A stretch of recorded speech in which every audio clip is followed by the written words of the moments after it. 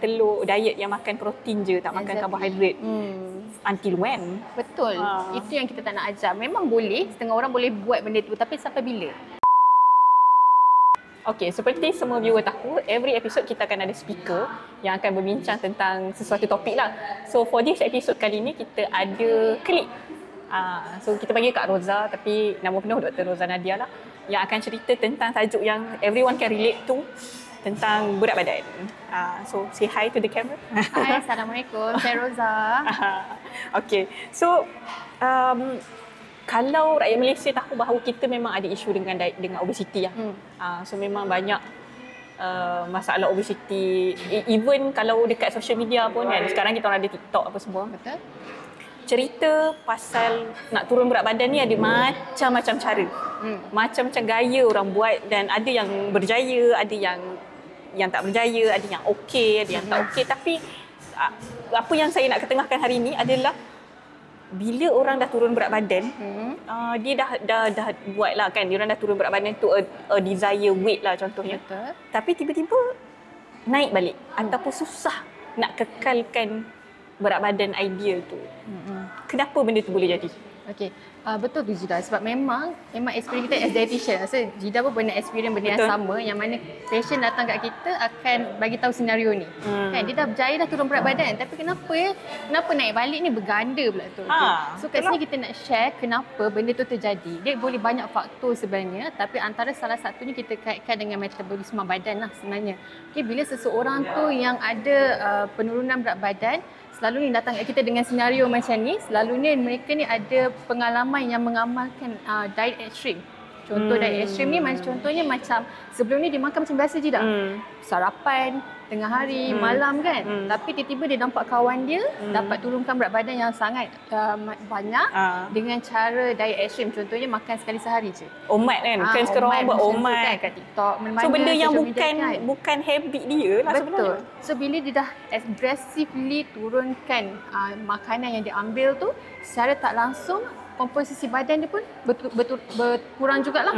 So memang tak dinafikan akan berat badan dia turun, lemak dia punya peratus pun akan turun, dan otot dia pun boleh menurun juga. So secara tidak langsung metabolisme badan dia pun akan menurun juga. So selalunya pesakit-pesakit kita yang datang kat kita ni, bila dia dah happy dengan penurunan yang banyak tu, dia akan mula rasa macam okey, nak back balik, nak start balik sarapan pagi, nak makan balik tengah hari, makan malam. Tapi bila makanan banyak masuk, tapi metabolisme badan tadi dah rendah. So diorang tak sempat nak bakar makanan-makanan yang kita makan tadi. Jadi dia turn into lemak. So kembalilah balik semula ke berat badan yang meningkat tadi tu.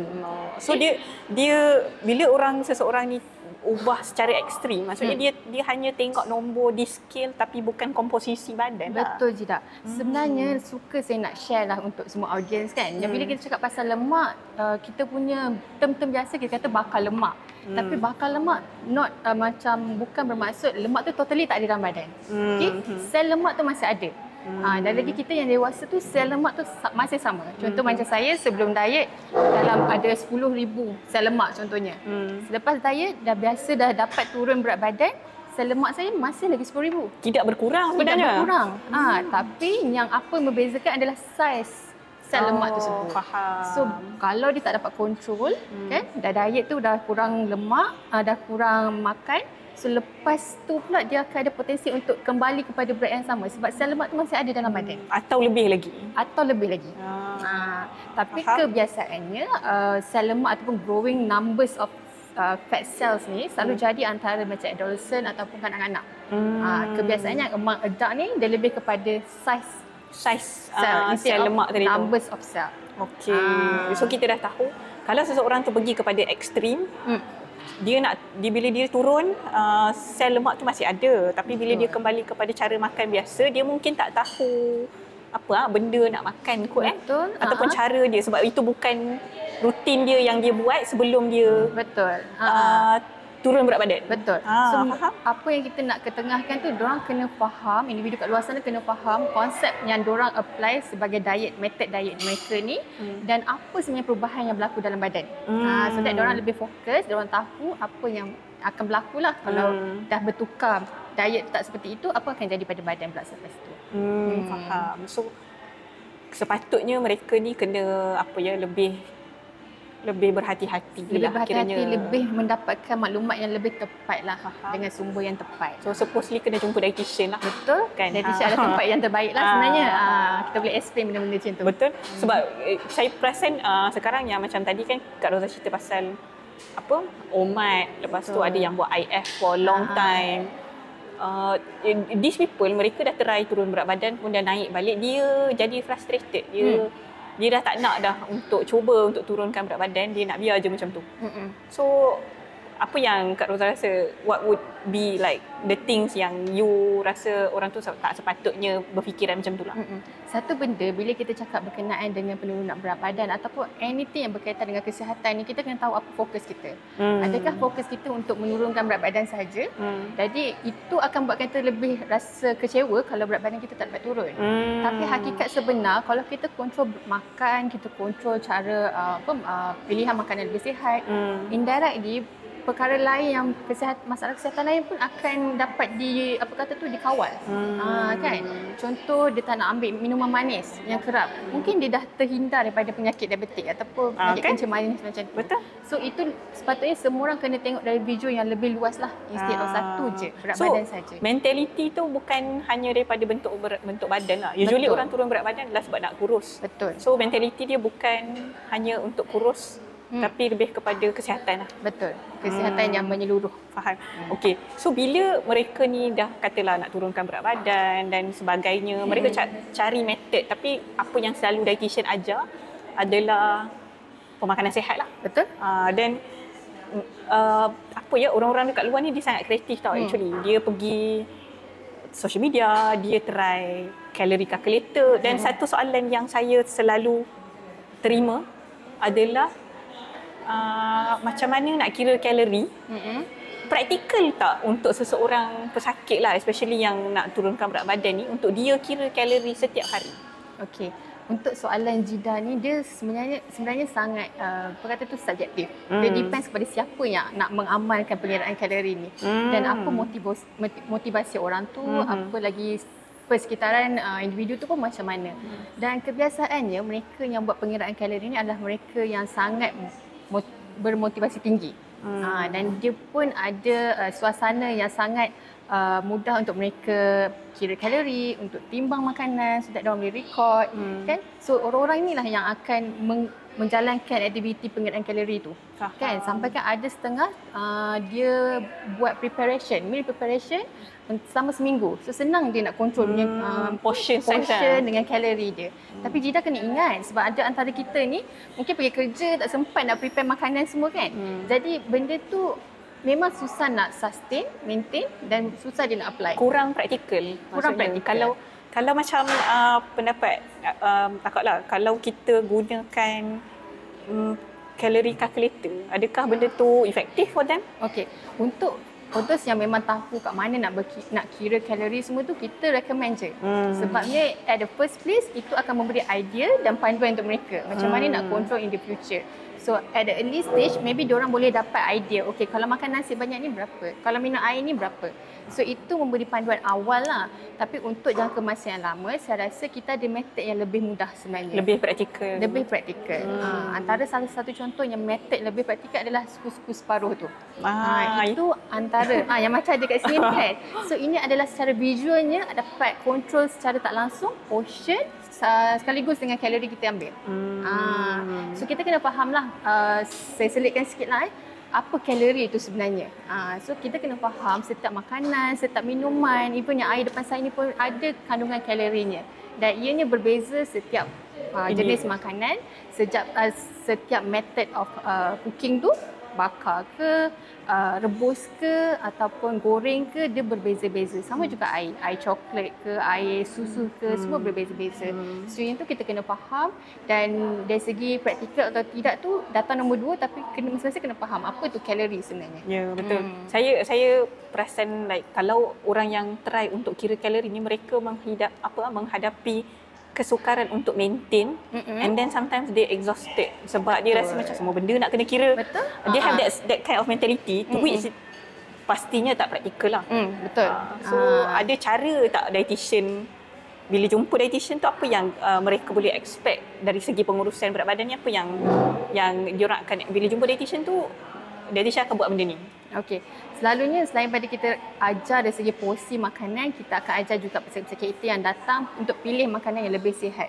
Contohnya kita ada air, pilihan air contohnya. Kita bagi contoh air kosong. Kalau air kosong, kalori dia kosong lah. Kan? Kalau air kosong campur dengan uncang teh, masih lagi kosong, betul masih tak? Lagi kosong. Masih lagi kosong. Betul. Tapi kalau air campur dengan teh uncang tadi, campur dengan 1 sudu teh gula, Akan ada dah lah. akan ada kalori lah. So itu kalau yang kita buat. Kalau yang kat kedai, ada lagi kalori lagi bertambah yang kita tak boleh kontrol bergula dia. So yang ni apa tips ni, macam tips makan kat luar pula, apa yang kita akan advise patient kita. Contohnya kita akan minta dia untuk ambil yang kurang manis ataupun ambil teh limau kosong. Itu antara-antara yang lebih mudah dan pesakit kita akan faham lagi praktikal lah kan. Betul. As compare to dia nak kena kira kalori. Betul. Secara tak langsung sebenarnya dia dah mengurangkan kalori dah kat situ. Betul. Dengan strategi tadi tu. Dan mereka juga boleh juga buat record ke. So hari ni dah berapa dah makan, ataupun hari ni dah ambil dah teh ais contohnya. So minggu ni teh ais dah tak boleh dah. So ambil esok baru kita ambil yang tanpa gula punya air, macam tu. So itu dah lebih kontrol lah dalam seminggu kandungan kalori yang diorang ambil. Faham. So kalau sebenarnya taklah susah pun strategi nak cuba untuk turunkan berat badan ni. Betul. So actually bila dietitian tu ajar, adakah benda tu dipakai tempoh yang pendek ataupun actually kita nak ajar ni something yang dia boleh guna dengan jangka panjang? Okey, selalunya apa yang kita ajar kepada pesakit kita adalah satu benda yang kita as dietitian kita nak dia pakai sampai forever. That's why sebelum datang, sebelum kita start dengan apa perlu buat tu, kita akan tanya dulu mereka makan apa. Daripada bangun subuh ataupun bangun pagi tu sampai nak tidur malam. So kita akan alter berdasarkan apa yang mereka makan. Kita tak akan bagi contoh Jida punya menu planning dengan Rosa punya menu planning sama tak? Dia berbeza-beza. Sebab macam gaya hidup lain, pekerjaan lain. Apa mana dia dapat makanan pun lain. Betul. Kan? So kita tak boleh simply follow up. Kalau kawan kita ada cara makan ni, kita follow. Tak boleh macam tu, tak semudah itu. Tapi asasnya kita kena tahulah setiap kita makan tu ada kalori. So pilih lebih sihat, akan kurangkan lagi kalorinya, macam tu. Okey. So rasanya macam banyak dah yang share dengan viewer kita lah. Okay. So sebenarnya dari pengurusan berat badan ni dia tak sukar, tapi kena ada motivasi. Motivasi ni itulah. The thing is about orang yang dah try turun berat badan and at some point mereka dah sampai tahap yang mereka inginkan. So dia crash balik. Dia dah tak follow dah benda apa yang dia buat sebelum ni. Ada tips nak kekalkan that momentum or motivasi? Betul lah. Benda ni sangat satu benda yang selalu berlaku. Even kita pun sendiri kadang-kadang pun up and down motivation. Betul? Kan? Betul. Tapi suka kalau kita nak minta orang ramai untuk lebih fleksibel. Okay? Lebih praktikal dengan apa yang diorang lakukan diet. Sekarang ni kita ada mention tadi pasal suku-suku separuh. Lebih fleksibel, lebih praktikal untuk dia nak apply every day. Pagi ke petang ke malam ke macam tu. Tapi satu lagi saya suka nak share adalah kita kalau boleh mula dah baca food labeling dekat packaging. Kan? Benda tu selalu orang tak buat actually. Dan usually kalau beli tu apa yang kita viewer buat, termasuk saya lah kadang-kadang. Tengok harga dulu. Lepas tu beli. Betul, tengok harga tu tetap penting. Tapi yang kedua kita tengok dia punya food labeling tu macam mana. Lagi-lagi sekarang kita minta tajuk pasal kalori kan. So sekarang ni kalau jenis ada antara kita yang suka beli roti breakfast kan, nak pergi kerja. So nanti tengok roti. Kita ada banyak pilihan, roti bilis, roti strawberry, roti cheese. Okey, antara tiga-tiga ni yang mana yang less kalori? Yang mana paling kurang kalori? So kita ambil yang tu. So itulah maksudnya kena baca kalori dekat packaging tu sebenarnya. Nutrition information. Betul. Kita nak viewer kita celik tentang nutrition information. Because tak semua orang ambil masa di kedai ke ataupun pergi groceries ke untuk betul-betul baca and memahami apa kandungan yang dia makan. Tak kisahlah apa kalori ke, kan dalam tu kan ada gula. Betul. Yang tu yang kena baca. Betul. Itu dari segi macam makanan. Dalam air, macam contoh ada orang pergi exercise ke apa kan, balik daripada jogging nak ada isotonic contohnya. Nak replace balik all the natrium semua. So kita ada apa-apa? Kita ada original flavor, kita ada lemon kan, kita ada zero sugar. So mana satu pilihan. So benda tu kena tahu dan kena explore more. Bukan saja nak tahu isotonik je. So sekarang ni kalau pergi dekat Petronas ataupun mana-mana pump station, dia banyak sangat pilihan. So lepas tu kita boleh go through one by one lah. Sekarang ni selain pada harga macam Jida cakap, kita kena lebih details on the bahan-bahan ataupun bacaan dekat produk tu sendirilah. Kan ada yang produk yang sekarang kan ada yang healthy choice logo tu. Yeah. Itu pun antara salah satu cara lah. Kan? Dia macam lebih kurang gula. Betul. Ada yang zero, yang biasanya cap dia warna hitam. Betul. Yang tu actually a better choice. Betul. Setuju sangat dengan Jida. So yang tu antara pilihan yang kita boleh pergilah untuk kita beli dekat luar sana nanti. Banyak dah kat luar sana. Cuma kita je tahu ke tak tahu untuk memilih ataupun kita border tak nak pergi tengok sebenarnya. Satu lagi Jida, sebelum kita next question ke atau apa. Sekarang ni banyak promotion yang ada tau berkaitan dengan pemakanan sihat. So kita as pengguna kita kena cakna dengan semua benda tu. Sebagai contoh kan, ada patient ni, pengalaman kita lah, patient datang. Kita tanya dia daripada breakfast pagi, minum teh tarik tak? Tak minum. Okeylah. Tengah hari ada ambil makanan-makanan minuman manis ke? Tak ada. Petang pun tak ada, minum petang pun tak ada. Tapi at the end of kita punya conversation tu dia kata saya minum Spanish latte doktor. So bila dia kata Spanish latte, dari pandangan dia Spanish latte tu okey sebab sihat lah dia kata. Adalah premium coffee. Tapi hakikat sebenarnya kandungan Spanish latte tu dia ada susu pekat. Sama yang macam kita minum kat kedai mamak ke ataupun kedai-kedai kat luar sana. So benda tu kena go in deep. Sekarang kita kalau nak order premium coffee ni dia ada apps kan. So dia ada ingredient.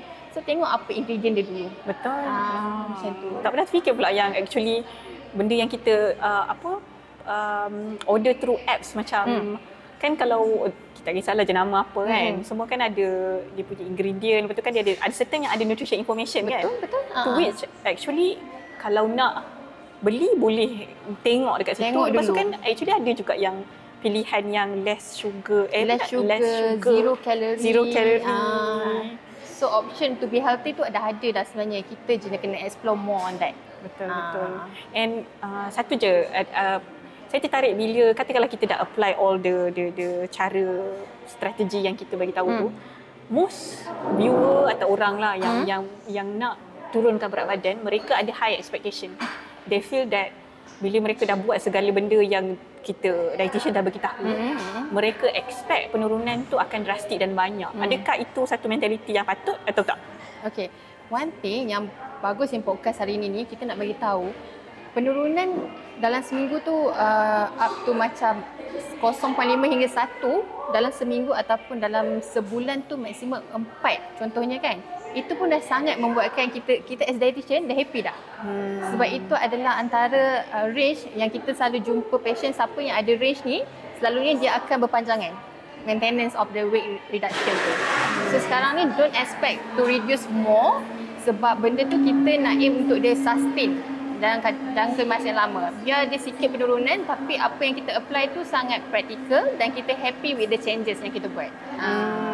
So maksudnya tak perlulah expect macam dalam seminggu boleh turun sampai 5 kilo. Betul. Benda tu tak realistik Tak kan? realistik satu. So that's why kalau viewer nak kena ada satu mentality to which penurunan berat badan ni adalah journey lah instead of destination. Because once you approach that destination, you dah tak tahu nak pergi mana. Betul. Sebab all the things that you've done tu macam tak praktikal lah. Betul lah. Makan sekali sehari, mana ada orang makan kan. Bayangkanlah Jida nak makan sekali sehari. Tak boleh. Up to 1 month, dah bosan dah. Tak boleh dah. Jadi sama benda tu lah kita tak nak. Sama gak macam orang yang buat makan telur, diet yang makan protein je, tak makan karbohidrat. Until when? Betul. Itu yang kita tak nak ajar. Memang boleh, setengah orang boleh buat benda tu, tapi sampai bila dia mampu bertahan. Itu yang kita tak nak lah. Kita nak ada forever dengan praktis yang healthy, dengan informasi yang betul lah. Betul. Kalau macam katakanlah kan macam tadi Kak Rosa beritahu diet ni dia fleksibel. So kita Malaysian practically akan ada celebration. Correct. Occasion, raya, tak kisahlah raya Cina, raya Melayu. Betul. Sebarang cuti and all. What can these people do? Mereka masih nak maintain berat badan tapi macam mana dia nak elakkan daripada overeating lah. Whenever such event ada and sometimes they feel guilty. Betul. as a Malaysian kan, even myself personally pun akan jumpa makcik-pakcik pada balik kampung raya especially kan. Kita akan ada gathering ramai-ramai, makan-makan tu memang definitely memang akan ada lah. So macam Jida ada mention juga, kita tak naklah mengecewakan hati orang, semua kita akan makan. So kita memang akan makan juga. Tapi kita bear in mind, kita tahu portion tu banyak mana kan. Kalau makan, baru-baru kita ada pesta durian kan. Ada berapa banyak durian kita makan. Kita still boleh enjoy makan together dengan family, tapi kita tahu portion sekali makan berapa banyak. In moderation. Ya, moderation. So sekarang ni macam previous ni dalam podcast kita ni kita ada mention pasal physical activity semua kan. Betul. So kalau ada yang dah buat berkenaan dengan macam makan banyak ke apa, boleh integrate together dengan physical activity yang kita dah discuss before di dalam podcast kita. So benda tu boleh balance kita punya pemakanan lah, cara hidup dengan pemakanan kita. So you enjoy yourself at the same time. Betul. But also keeping the weight at a safe lah kan. Range lah. Okay. Saya rasa saya banyak tanya soalan dah. Which is off track juga daripada all the question that we are supposed to ask Dr. Rosa. Okay. Saya nak suka untuk saya simpulkan lah what we have discussed today. Kalau nak jaga berat badan, satunya kena open your mentality, kena be flexible, kena do something yang sustainable, and then explore the options. Yang tadi Dr. Rosa inform, Kak Rosa tadi inform apa? Pergi tengok, baca food label, lepas tu tahu option kalau makan kat luar. Calorie application untuk kira might as well sesuai untuk certain orang yang rajin lah kot saya rasa. Yang rajin tadi lah. Yang rajin ataupun yang ada background macam kami lagi mudah kami kira. Tapi kalau layman person, we don't actually expect dia untuk betul-betul calculate calorie kan. And then banyak dah rasanya tips yang viewer boleh tengok yang kita share. Macam mana nak kekal dengan berat badan yang ideal lah. Kak Rosa ada nak share anything more dekat kita punya viewer? So far tak ada, tapi kalau siapa rasa yang dah berlebihan berat badan, try to make it, jangan naik dah berat badan tu kan. Dan kita slowly lah untuk turunkan dan jadikan dia sebagai ideal body weight. So always everyday ada thought untuk nak jadi sihat, bukan nak jadi kurus, tapi nak jadi sihat tu. Sebab kita risau banyak lagi penyakit lain yang akan tersangkut bila kita dah mula makan berlebihan, mula berat badan berlebihan ni. So itulah, kena more lagi luas cara kita fikir, bukan hanya pada berat badan saja. Betul. Okay, one last question. This is like the common question yang saya akan tanya every viewer. If tak jadi dietitian, nak jadi apa? Apa your mungkin childhood dreams or maybe something that you want to explore in the future? Okay. Tak tahulah kan, nak memberitahu kat semua orang, mesti orang akan gelak dulu lah tak boleh dengar kan. Saya sebenarnya nak jadi tentera. Even dietitian dalam tentera punya ni. Wow. Dan one macam unique uniform lah. Betul. Dan fun fact, saya dah pernah pergi interview untuk this position. Saya dah masuk, dah naik truck askar semua.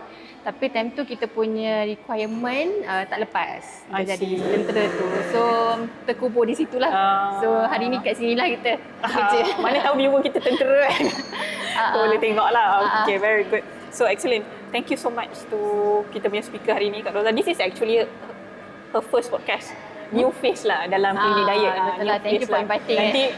Nanti kita akan get more of our speaker untuk ada topics yang menarik. Saya rasa banyak je yang kita dah share. So kalau semua viewer nak jumpa dietitian, actually anda boleh jumpa di Clinic Diet Kuliah Allied Health Sciences, Universiti Islam Antarabangsa Malaysia. Boleh jumpa dietitian, and kita actually ada merchandise juga. For anyone yang ada difficulty untuk control portion, macam tadi Kak Rosa mention suku-suku separuh, so you can, kalau nak beli boleh datang ke klinik kita lah di IUM Kuantan. And hari ni kita punya rakaman actually kita buat dekat He and She Coffee. So thank you so much for letting us rakam podcast saja. Semua kita punya episod semua kat sini lah. Thank you He and She. Okay, so thank you so much and see you again untuk episod seterusnya. Thank you. Okay, thank you Jida. Bye bye.